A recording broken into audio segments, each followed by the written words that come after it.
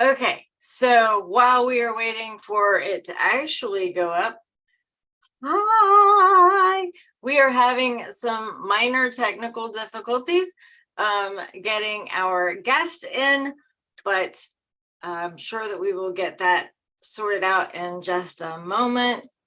But let's see.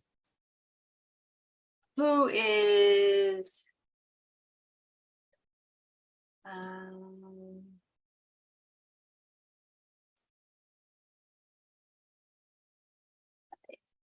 mute me so I don't have to hear myself? I don't know. Mute me. Hi, friend. Up. Now I got to mute us too. Then I just heard your voice.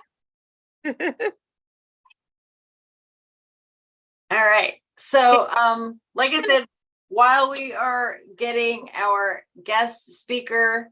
Hey, Cheryl, I need the link. She needs the link. She needs the actual link. Okay. Oh, can I message it to you? Facebook Messenger it to you? Oh boy. Yeah.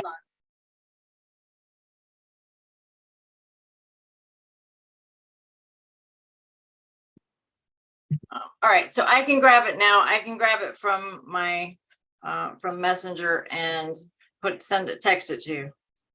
Okay. Yeah, text it to my 301 number, the 885.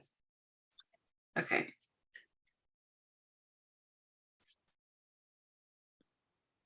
Is that the one we were on earlier? No. Oh, 301. Okay. Whoops. You called me. Guys, we're getting it together. We're getting it together. Message. This one. Yes. All right. Okay. Ha! I sent the link.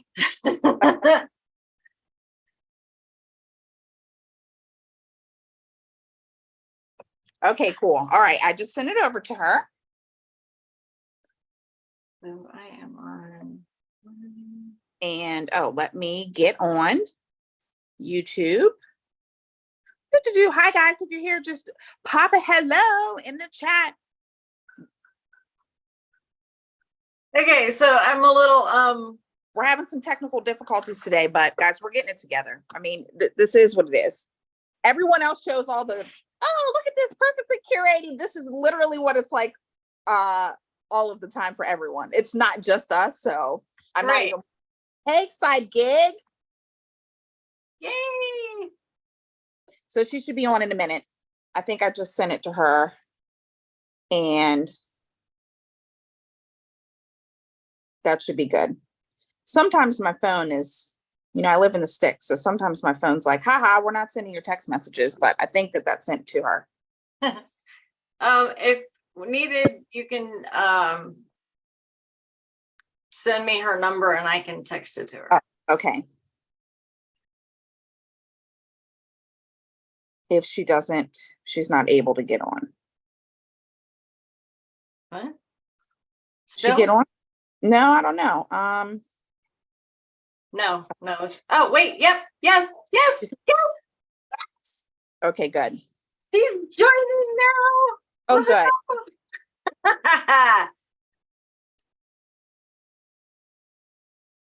So yes, this is what the behind the scenes looks like. And so real life, guys. This is real life. We don't shield you guys from anything. We don't hide anything, including puppies trying to get in laps. Yep. All right. Michelle is in. We can't see her lovely face, but she is here. Hi, Michelle. Hi, how are you?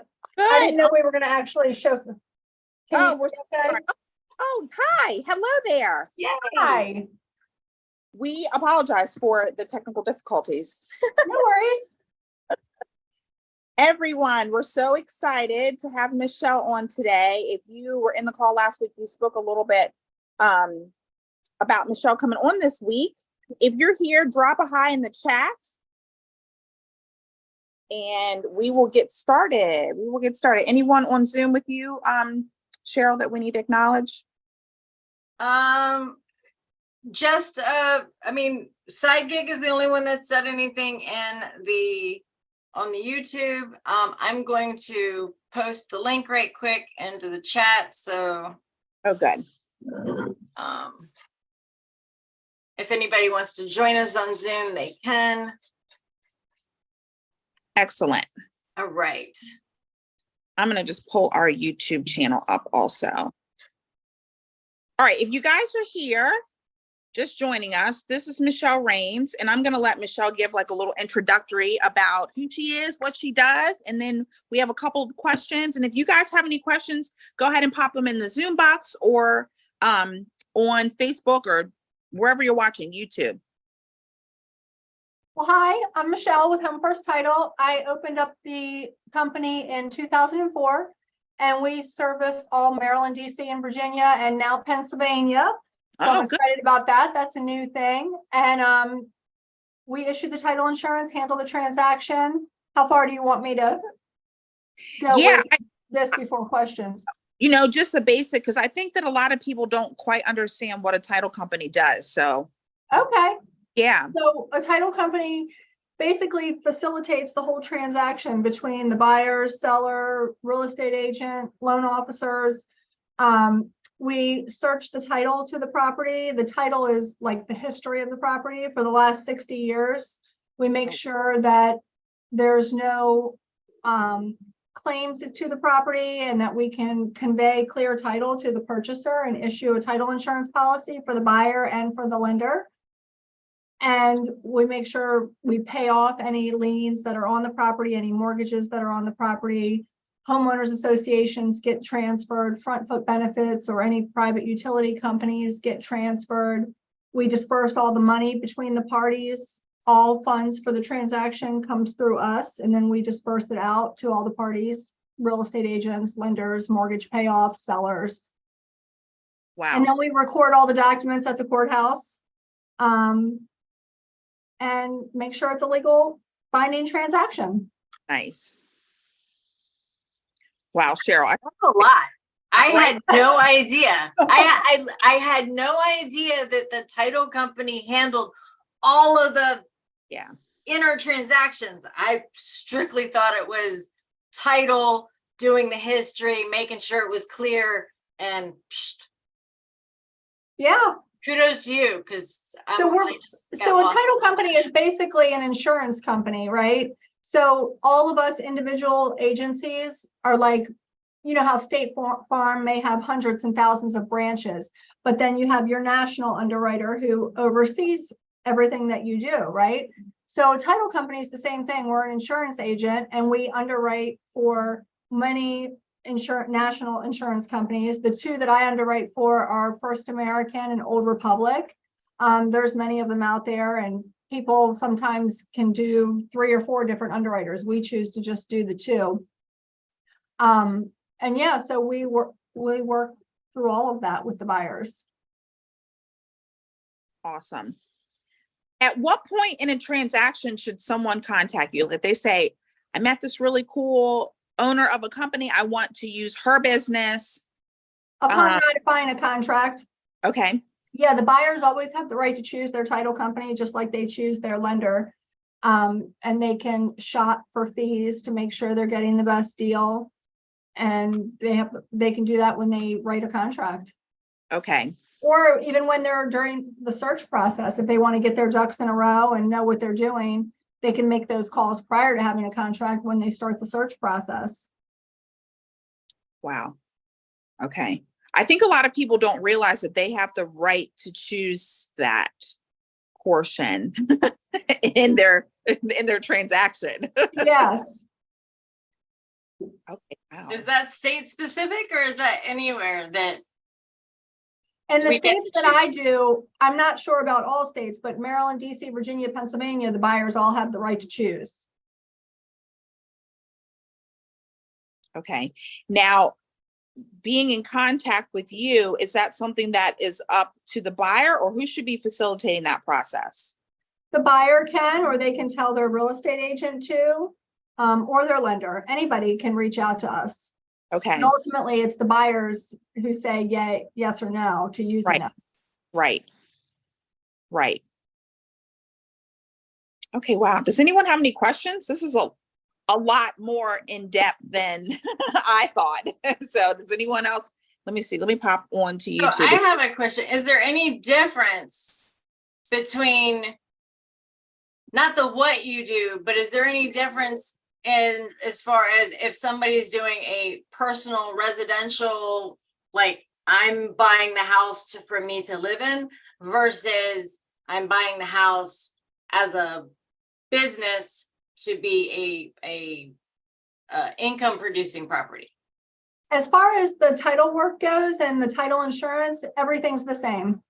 The only difference is when it's an investment property versus an owner occupied property, you know, they have to pay an additional $55 to record the deed of trust. And if it's an entity purchasing, they can't purchase the enhanced policy versus the basic policy. But as far as our job goes and what we do to facilitate the transaction, nothing's different between a commercial transaction or residential transaction or owner occupied versus non-owner occupied. That's interesting. Okay. What so policy enhanced versus basic? Yep. So there's two policies that we offer. We offer the basic policy, which covers the buyers against all the things that we see most of the time, right? Unreleased mortgages, covenant, HOA violations,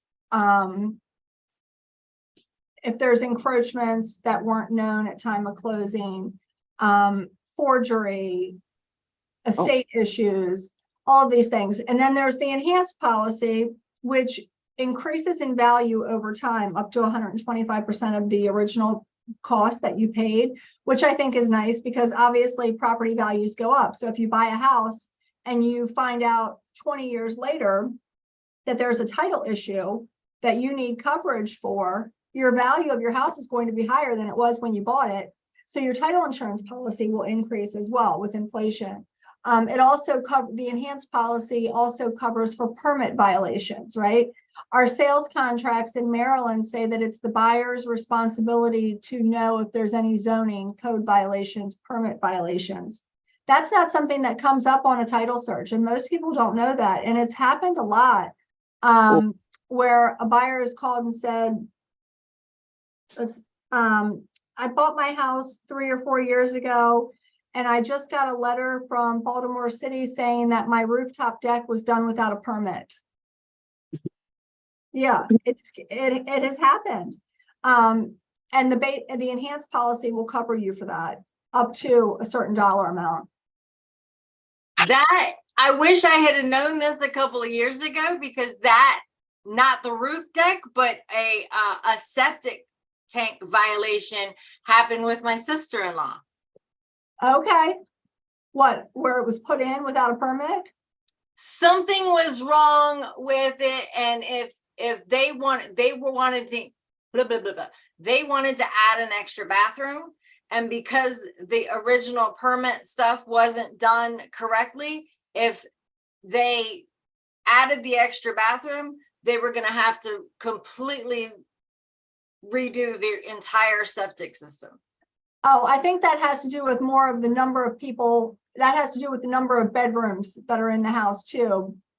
No, it wasn't a bed. It was something with the permit. At least that's how she explained it to me. It wasn't the number of bedrooms, because it was a larger house anyway, and they had minimal bathrooms.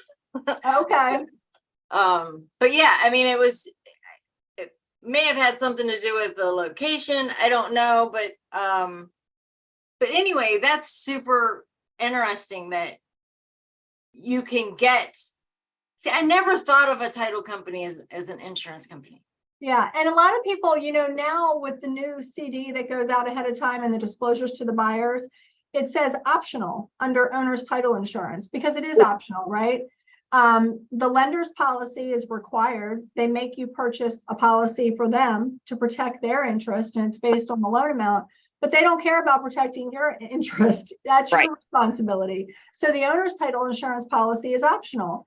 And when people are looking to cut costs, a lot of times they'll say, well, let me take off my owner's policy. Well, it's a really bad idea. I mean, it's a one-time payment. There's never any additional premiums. So it's the only insurance policy that I know of that you pay for once, it's good forever, whether you own the home 1 year or 100 years. And it protects you, and it's not that much money. If you're looking at it over spending $400,000 on a home, spending $1,000 on an owner's policy to give you a lifetime of protection, it's not that much money. No. So when you're looking to cut costs, don't cut it there. Right. Because if you need it, it's a big deal. And Yeah.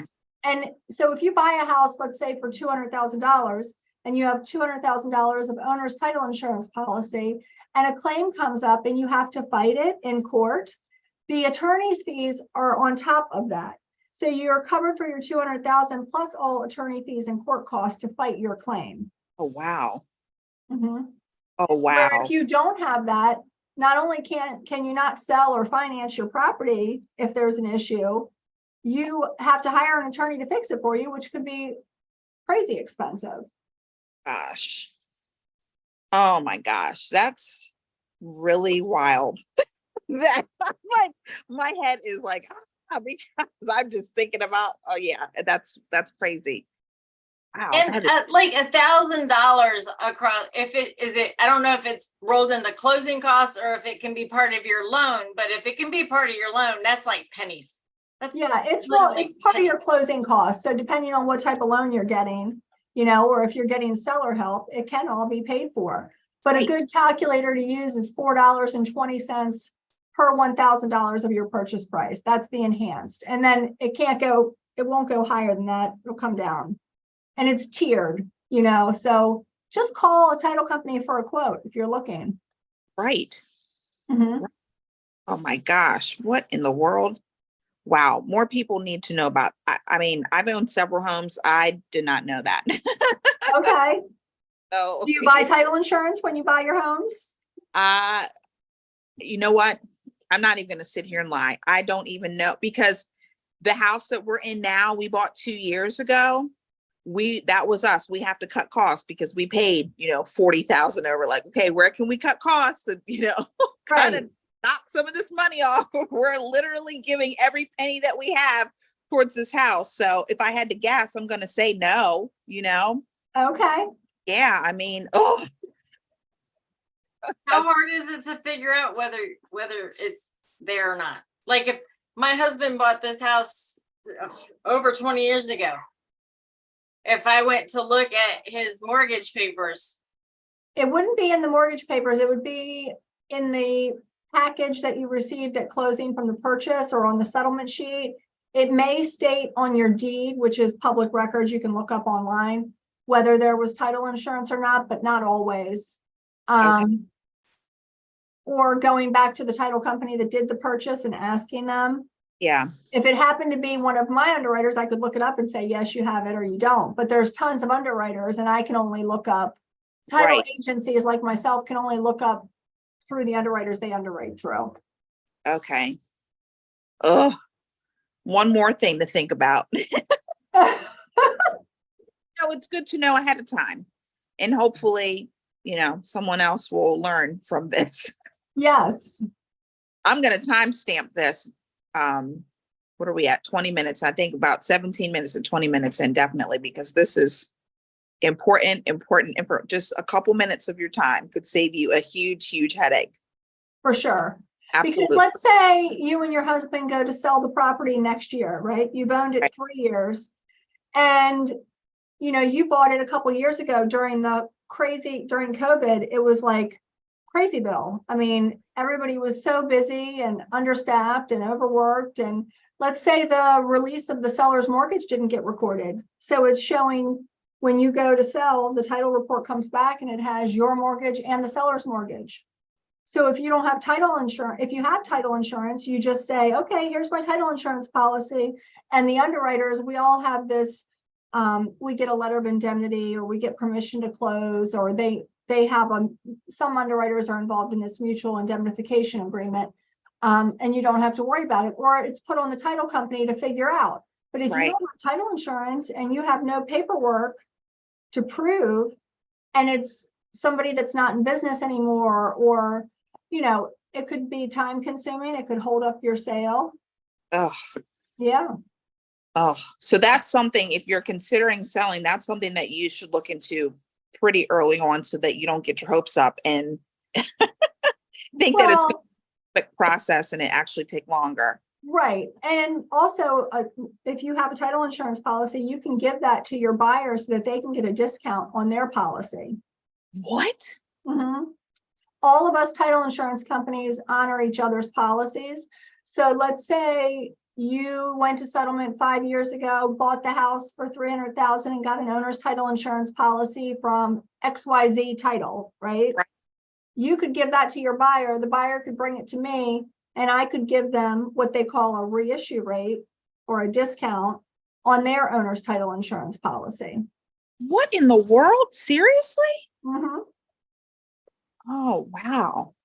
Okay. Well, I mean, now I'm leaning on no, we didn't, because I mean, I would hope, but maybe, I don't know, maybe people just don't know. I mean, if people Yeah, are they not, don't- yeah, Yeah, I mean, if you don't do it every day, I mean, this is an overwhelming process for buyers and for sellers and everybody Right. involved, right? They're dealing with their real estate agent. They get a million papers with the contract now to sign. Then they're dealing with all the inspections, the termite inspection, the home inspection, well, septic, whatever. And then the lender and all the lender's documents and disclosures. And then they get bombarded with emails from us asking for personal information, asking, do you want a survey? Do you want this? Do you want that? So they get overwhelmed, rightfully so, because they're being asked a million things from a million different people that they've never dealt with before. right. Right. Oh, wow. So one of my biggest, I always tell people, no question is stupid. Always ask questions. Right. If you don't understand something, ask for more clarification. Don't pretend like you know, and then you're upset at the end because something wasn't clear or it's different. Right. Right. Yeah. Oh, wow. Michelle, do you have, or Cheryl, did you have a question? Because I have a question. It's going to take a while, I think. Go for it, because I'm just like, I know. I like feel a massive migraine coming on now. Like, ugh. Not bad. well, I mean, okay, so before she starts, so the first thing that came to mind is, do you have a resource that if I called you and I asked you for a quote, I mean, at this point, I'm finding that it's not that quote, it's the service of the Right. explanation that Exactly. you have just offered. But if you told me this stuff, like, you've got my business. I mean, Because right. I I'm think making people feel comfortable and understanding what they're doing is a strong point of mine. When they have questions, I'm happy to take the time. Everybody that works with me knows they can call my cell 24/7. They can ask questions. I'm there through the process. It's not like they're just showing up to settlement and never having a question answered or never a conversation with But anyone I've here on heard, our I've team. literally, I know somebody in the title business, and I've heard her speak regarding what she did, and none of this stuff has ever came up. None of So it. none of it, none of Right. this stuff ever came up. I had no idea, and I will not mention any names. Right. But I'm just like, an FAQ on a website. I don't know what I don't know. So I don't know Right. what questions I need to ask in order to get the right information, because I'm seriously blown away right now, and we're not even. Well, and it's funny because I'm like the queen of Google. My common response to a lot of things, if I don't know, is GTS. So I always tell buyers too, or people, Google, what questions should I ask? What's the most important thing I should know about XYZ? A lot of people don't know about all the programs to save them money, police officer programs, the teacher programs, the firefighter, just through the counties where they get discounts on transfer and recordation. I mean, there's just tons and tons of things. So people should always, especially anybody that's in an industry like healthcare, teachers, police officers, service, to the counties and the state. There's probably going to be something out there that you can get a discount on. So ask the question. Wow. Yeah. I mean, that's my husband and I are firefighters, and I didn't know anything about that. So Really? Like, and what county are you in? we're in Frederick County, but we closed, and I'm not going to name any names, but at an office very close to you, someone that I'm acquaintances with, we closed in Crofton, and it was, Okay. my closing day was an 8-hour day. Oh, wow. That's pretty rare nowadays. It was very, very, very, very bad. Yeah, I mean, our agent left during closing. There was something, the sellers of our house purchased a house on the same day. And it was something with the paperwork, just was not.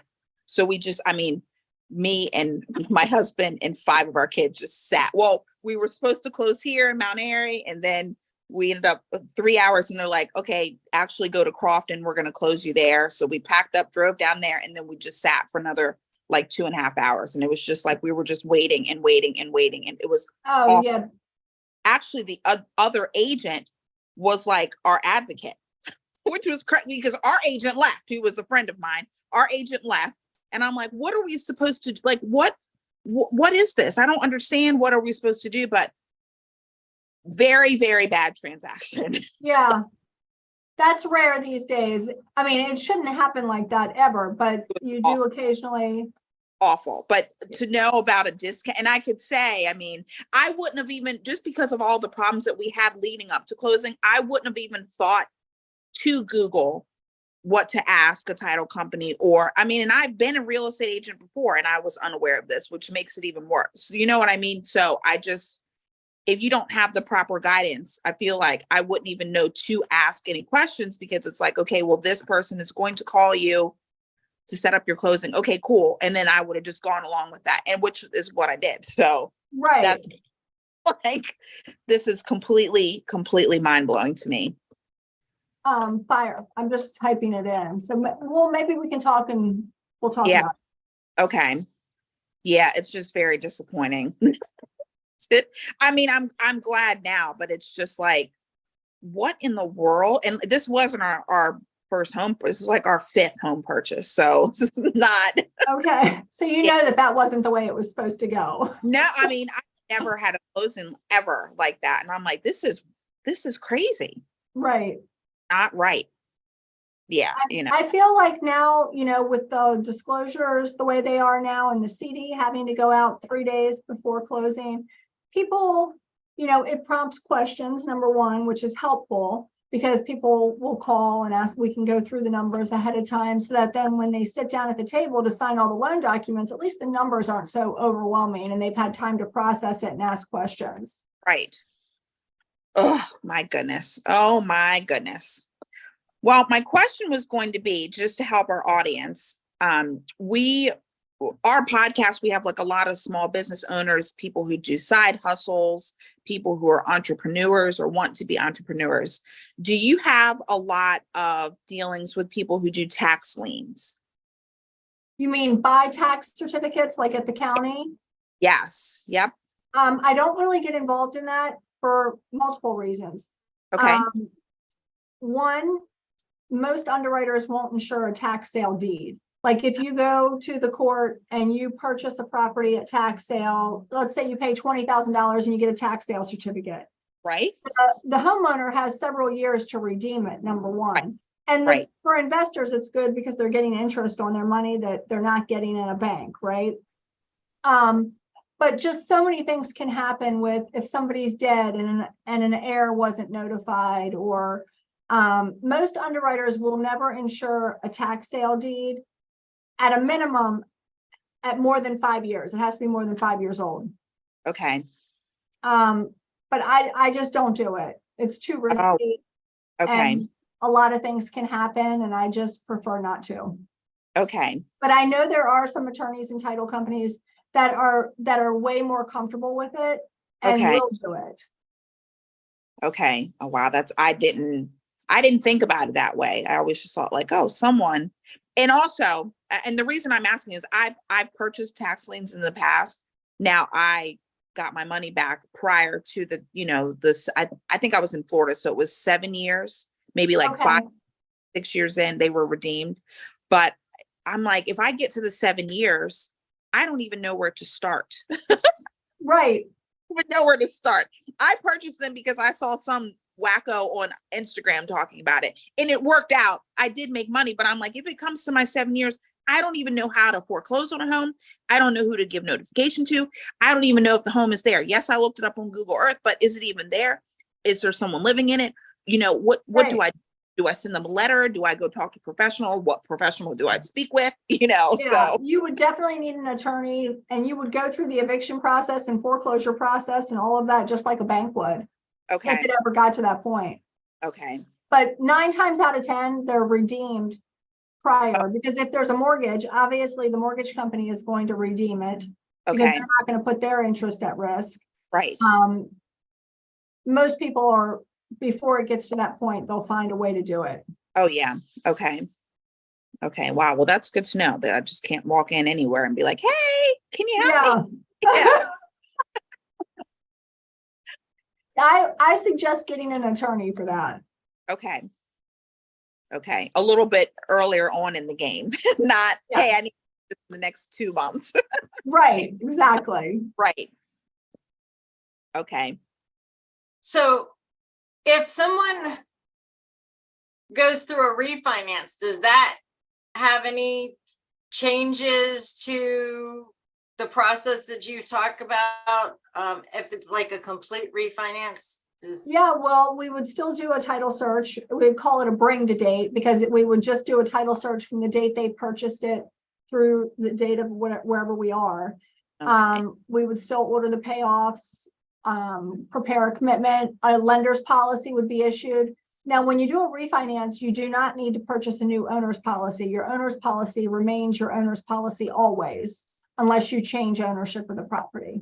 Okay. You would just have to purchase a new lender's title insurance policy and go through the settlement process again.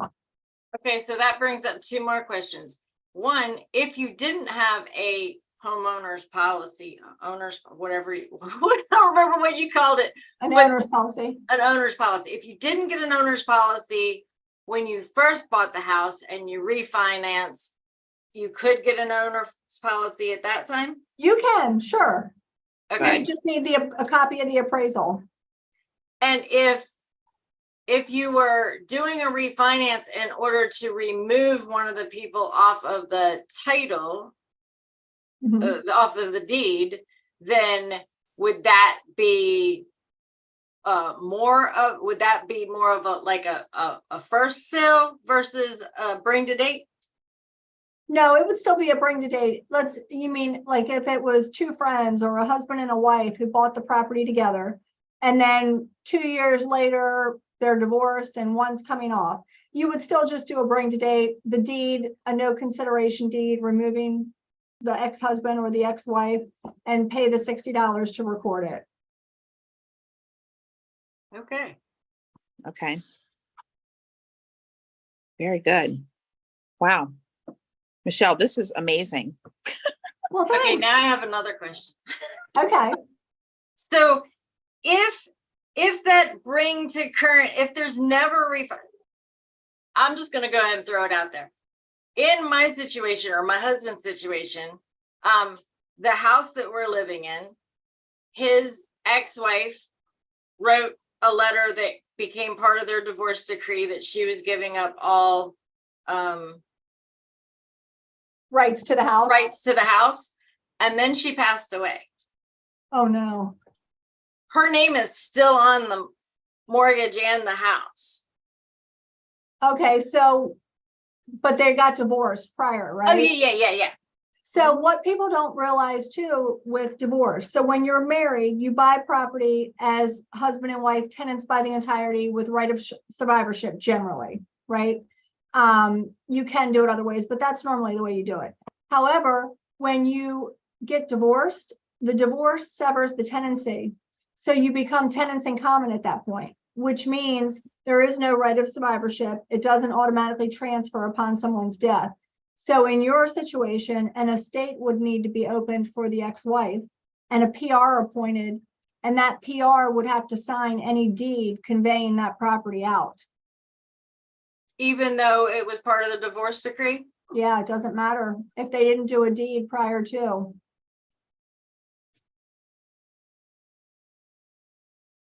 Bleep, bleep, bleep, bleep, bleep, bleep, bleep. Yeah.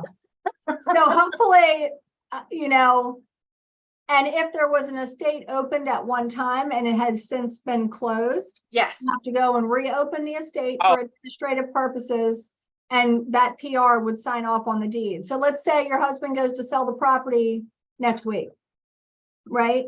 He can't sell it by himself if she's still on it. Well, you have to have the estate selling as to 50% and him selling as to 50%.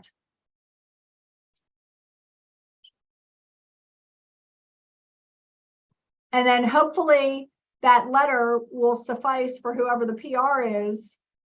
It's, The yeah, funds that go won't to be a him. problem. I mean, Yeah. their middle son was the Exactly. PR for her estate. We just didn't, again, we didn't know. Right. Yeah. In fact, we're gonna be going to see him, so And same thing with another thing, divorce severs tenancy and Medicaid severs tenancy. So I have found recently that a lot of people are adding parents or children or whatever to their deeds, right? This happened to me just last week. I had a woman who owned this property for the last 20 years with her mother, right? Her mom died and they were joint tenants, so it was all the daughters. And then about 3 or 4 years ago, she wanted to add her dad. I guess because she never was married, she didn't have any kids. So if she died, she wanted her dad to have the property. She thought she was doing a good thing. Well, the dad got sick, ended up in hospice and in a nursing home. Oh no. So and then he died. All of a sudden, she gets a $186,000 bill from Medicaid. Yes. And it attaches to her property, even though he never lived there, he never really owned it, he never paid a thing for it. Because that Medicaid severs the tenancy and they're tenants in common now, they can take all of 50% of the proceeds to go toward that Medicaid bill. My God. Yeah. So people need to be careful and consult someone. You know, these life estate deeds have become a big deal in the past years. You know, everybody's hearing about that and thinking they're doing the right thing. But if you don't have someone asking you the questions and making sure that it's being set up the way you intend it to be set up, you could really get yourself in trouble financially. You know, Yeah. Imagine having a property that you've paid down, you're selling it, let's just say for 200,000, and 100,000 of that needs to go to Medicaid now instead of your pocket. I mean, that's devastating. Oh my gosh. Yeah. Oh boy. can I just go cry now? I mean, I don't even have any of this stuff going on. The house, I don't want the house. The house, it's my husband's issue. Obviously I want to help, you know, fix the situation, but it's just, I mean, my heart is literally breaking for all the people out there that had no idea about this information and now they're in, or they could be within the next couple of years be in that situation that you just described. Yeah. So in a situation like that, how would she have I'm not saying it's anyone's responsibility, obviously, except for her own. This is the decision she made to do that. But how would someone know this information? Who would mention it to them? Well, whoever she went to prepare that first deed that she did, adding or removing the parents, or in this case, she did, you know, the county allows you to go down there and do a deed yourself. You can Google forms and do a quitclaim deed, adding your spouse or your parent. but a lot of times it's done incorrectly. That sounds like you're And setting then yourself. it messes them up and they don't know because like you said earlier, you don't know what you don't know. Right. And you look, everybody thinks, they can look online and then know everything, but there's a lot of details to the title process and land records and little caveats, that can mess you up if you don't consult with somebody who knows what they're doing. Oh my goodness. Oh my gosh. Oh my gosh. In And case especially you didn't with- realize, go ahead.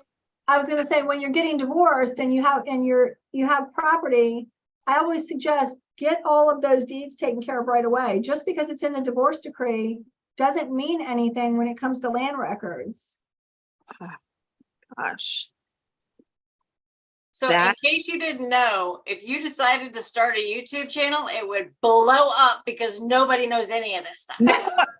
No, I mean, I know that you're probably super bit, but Cheryl said, like, how do you get this information? Even if you just did do you do seminars or do you have an ebook published or anything? No, I don't. No, I just have. I see it. I see a collaboration coming on. Yeah, we'll have to talk about it. I don't know, but I have a bunch of loyal clients. When things come up, they call and they know they can ask me questions, but that's about it. I mean, because literally, like I said, I'm talking about I've even done for sale by owner deals. So I've used a lot of different people and a lot of different agents and been in a lot of different counties and stuff like that. And a lot of what you said, I had no idea. None. Okay. None. Another thing that comes up often, and I laugh. I shouldn't laugh because people that don't do this for a living, they don't know. But I had someone call me the other day and they're selling their property and their mom is on it and they have a power of attorney for their mom. Okay. But their mom just died. So the power of attorney is no good. A lot of people don't realize that power of attorney dies when the person dies. Oh. Yeah.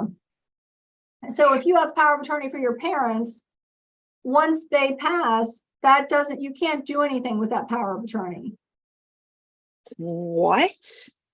Right. As far as real property goes. Yeah. I mean, but right. I mean, and a lot of people would find themselves in that situation. I mean, yeah, you're right. oh my good. I know, Cheryl, I'm like holding my head over here. My head feels like it's going to explode. We could go on and on for hours. I know you don't have that much time, but I mean, but all of the scenarios and you've seen them, you just said you just had one recently.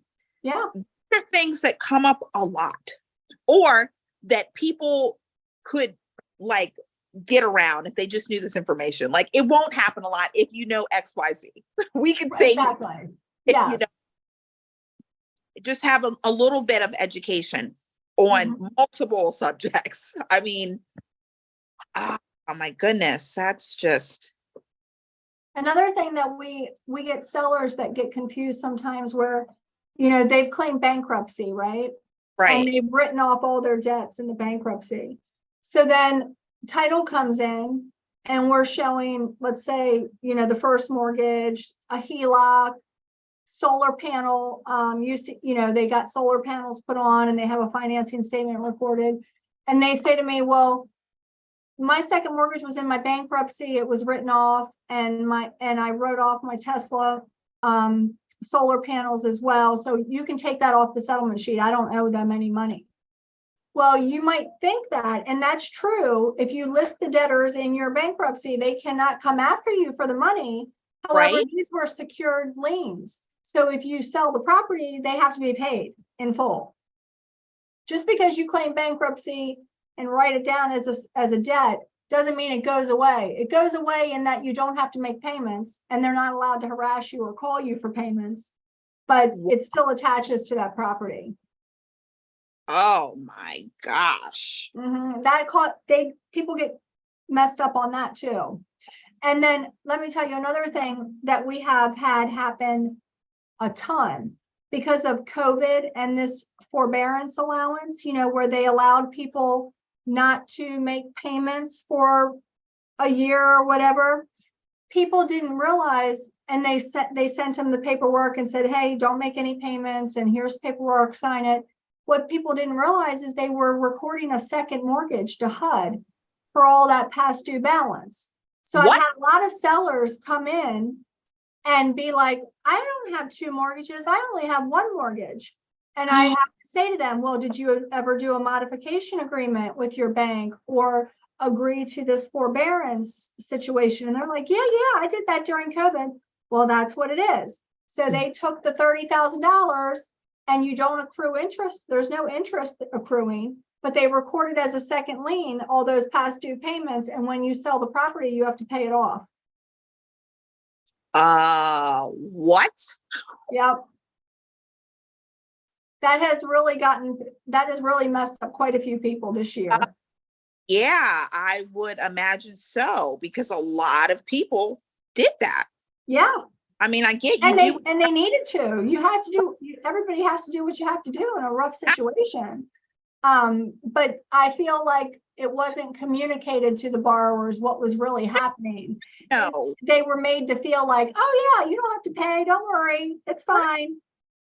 But they do have to pay, just not right then. Right. Yeah. How many people took that forbearance, were still able to pay it because they were people that were still working, and they were like, oh, free money. Right. For however long that was. And so they probably blew all that money on. Yeah, well, I told everybody that came in contact with me or that asked me the question, I said, if you can afford to pay, you need to pay. Don't look at it as right. Let me just a free escape for, 6-12 months. Yeah, God, that just puts people in the trick bag. You just don't know. I mean, you just don't know. Right. Oh my gosh, that's really, really bad. Imagine finding that out. Yeah. And a lot of people, now your house value went up, in the market. Oh, you should sell. And people are like, oh, it's the best time to sell. And then you go and it's like, oh, surprise. Didn't know this. Well, and that's a catch-22 too, right? Because the values have gone up so much, right. Which thank goodness that they have, because people can afford to pay them both off and still have a little bit of money to walk away with. Right. Oh, I mean, that's another question I have for you. So the values of all these houses are, going up, and you sell your house, but where are you going? Because we'll never leave here. Our interest rate's 2.3 or something, we'll literally never leave. We'll just never sell this house. And it's so even if we did, we have a bunch of equity, so if we sold, where would we go? Have you seen any difference with what you do because of the housing market right now? Because it's just there's no inventory and rates. What did Adam just tell me yesterday? Maybe even in the 7s. I just talked to him yesterday. He told me, but have you seen a slowdown in your closings or? Yeah, well, it's definitely slowed down for sure. I feel like your first time home buyers and the people that need to move, right, they don't care what the rate is, right? I mean, quite honestly, the standard rate over the last 30 years is 6.5%, right? We just got spoiled for those couple years with those ridiculously low rates, which you're never going to see again. Right. So everybody needs to get their mind wrapped around, the 5 to 6 range, right? And so to answer your question, it has slowed down, right? And the move up buyers, the people that were going to sell and just move up into something bigger or what they thought was better because the rates were so low and money was cheap, and that has definitely curbed. But the people that have to move, or are moving into the area for some reason or another, they're still going to buy, and if you get a high rate right now, they're going to come back down and then you just refinance.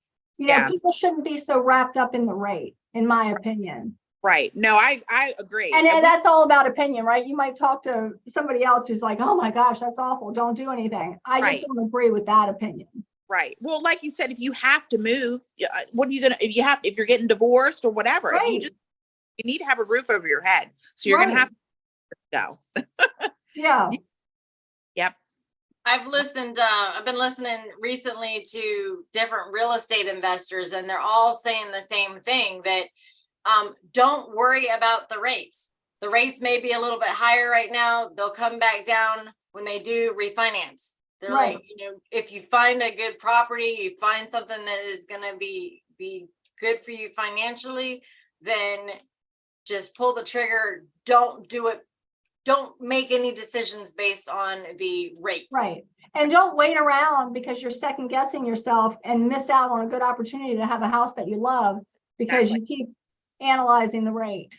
'Cause Right. you can change that whenever the rates change. Right. Exactly. That house is going to be gone. Right. I agree. Right. Oh, wow. Oh my goodness. All right. Does So anyone? I've got notes written down and my head's about to explode, and Yeah, Cheryl, this will be one that we definitely have to go back and just rewatch just to try to absorb a little bit more information because. And maybe we do it again and we pinpoint a certain issue and just talk about that and explain it in depth. Yeah, that would be great. that would be. I think Yeah. we're turning this into a real estate channel, I- real estate podcast. Adam, he comes on frequently and people love him. And Yes. once people hear snippets of what you're having to say, people are going to love you too. So Oh, well, thank you. if you would come back, we would love to have you back on. Sure. And Anytime. pinpoint, one specific, because I'm sure that you could talk about this forever and ever and ever. Well, yeah, I mean, I've been doing, this is like my 29th year that I've been in this business and it's ever changing. Yeah. As soon as you think you know what you're doing, things might change. So we're constantly learning, we're constantly growing and changing. And there's a million different scenarios we can go Right. over and talk about. Yeah. But your eyes will start to glaze over. So do it a little bit at a time. A lot to take in. Absolutely. Wow. Does anyone have any questions? Nobody's saying much today. I think everybody's feeling like we're feeling, Renee. Yeah, I know. It's like, oh crap, I gotta go pull up my paperwork because I don't know whether I have this or not. Right. Well, I thought that initially, and then I was like, well, what type of day do I want? Do I want to enjoy the rest of my day? I'm just going to leave it alone and just not in a terrible mood. Yeah. And you can call me anytime. Okay. Thank you, Michelle. I appreciate it. Well, wow, that hour went like that. Okay. I have one more question. Do you have to refinance to get the title insurance? The owner's title insurance? Mhm. No, but you have to get an appraisal. Okay. That's not horrible. No. It's fixable. Yeah. Renee, we can fix it. I for know. sure. Yes. The world is not ending now. Okay. All right. Well, that makes me a little happier. All right. I can deal with that. Yay, everybody that's watching, breathe a sigh of relief. Right. If you don't have it, You can get it can be fixed. Right. Well, excellent. Thank you so much, Michelle. This was awesome. Well, And thanks for having me. I appreciate it. since, so we'll get in contact with you, but if you could pick the topic, because I don't even know where to begin. I don't even know what to ask you because you just, took me to church. Rambled off a million things. Okay. All right, I'll pick a topic. Okay. That would be awesome. Thank you so, so much. You're welcome. And we'll see you next time because there will be a next time. Yes. Okay, great. Absolutely. Thank you so Look much. forward to it. Have We a good appreciate day. you. Thank you. Bye-bye. Bye-bye. All right.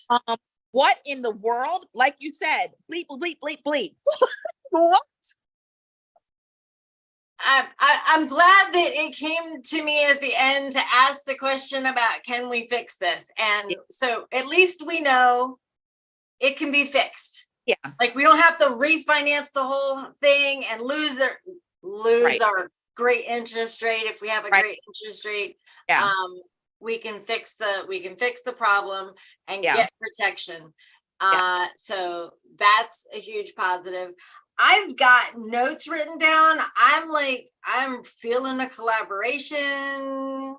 Well, when I'm like, not that they need the business, because I mean, she's been doing this for 29 years. I'm sure that she's doing well, but if she just even put a little information guide out there, Right.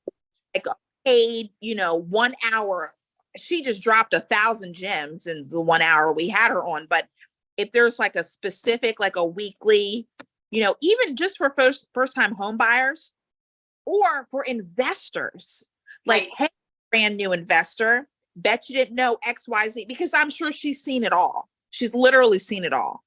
Right. And she would make a killing, Absolutely. Yes. a killing.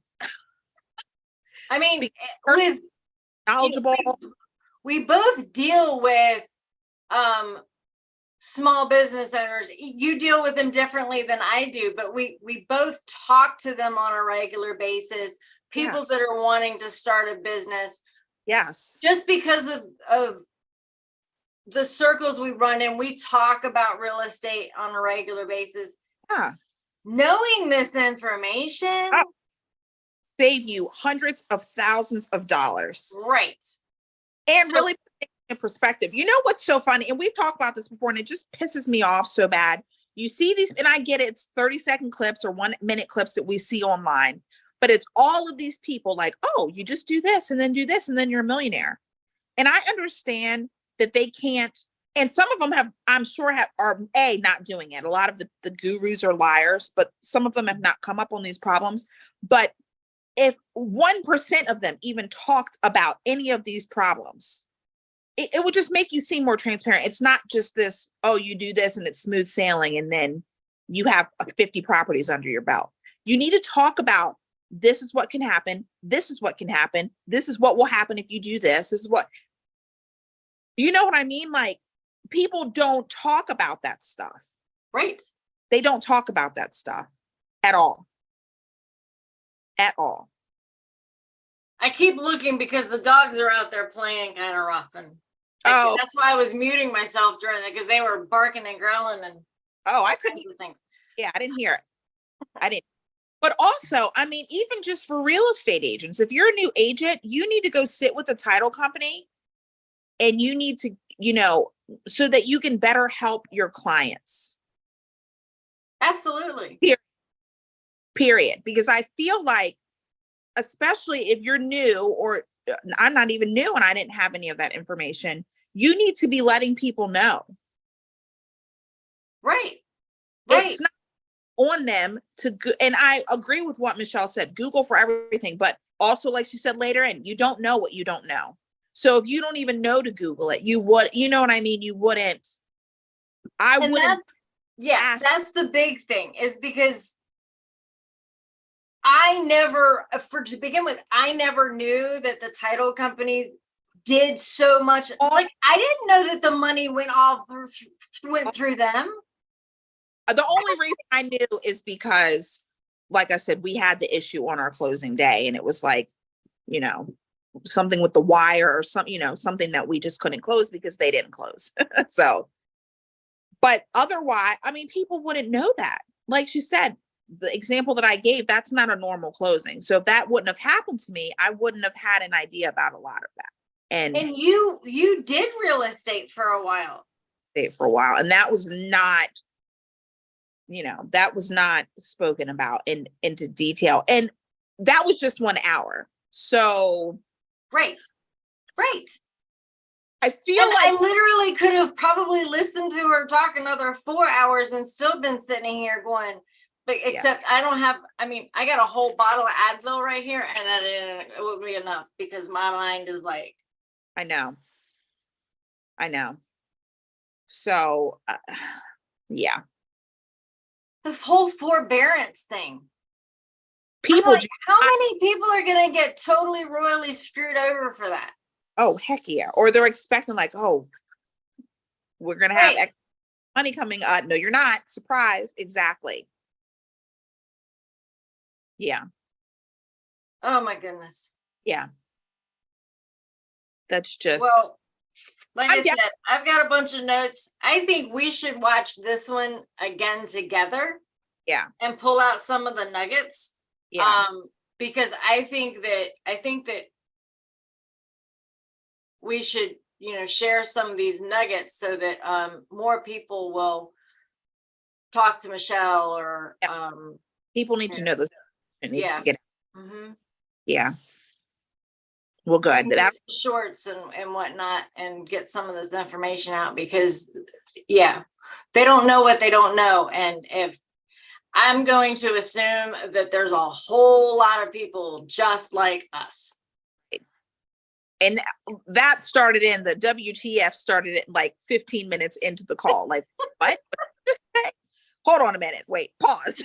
Because this might have to do with me. Yeah. Yeah. I mean, when she first started talking about what all that they do, that was when the first WTF hit for me. But then, oh my goodness, it was like a whole hour's worth of going the No. bleep. Wow. Well, this was great. People are very quiet today, but I'm hoping, we'll have her on again. And so we'll just touch base on all of this stuff all over again and just a little bit at a time. So, Right. All right. So for those of you that are watching, hold tight. Give me like 2 minutes. I will be right back on a different stream within my YouTube for the office live hours. I'm not going live tomorrow. It'll be right now. So I'm gonna too. So give you a couple minutes. Sweet. awesome. So all right. All right, friends. Thanks everyone. All right. See you guys. Bye. Bye.